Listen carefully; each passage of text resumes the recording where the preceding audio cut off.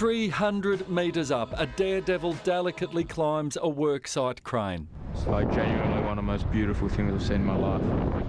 A life which is in the balance, just so he can admire the view with a stunt that's extra bold because of what's over the road, the new police headquarters.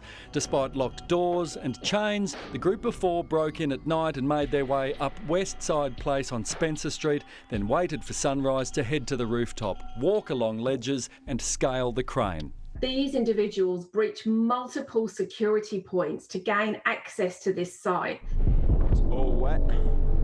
Very tough one.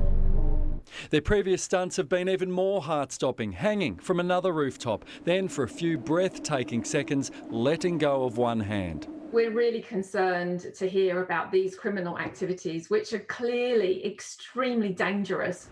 The group responsible spoke online with 7 News but wouldn't appear on camera, fearful of a police investigation which is now underway. If caught, each faces a charge of trespass and a fine of more than $4,000. Construction company ProBuild said tampering with its worksite endangered staff and the public. Paul Dowsley, 7 News.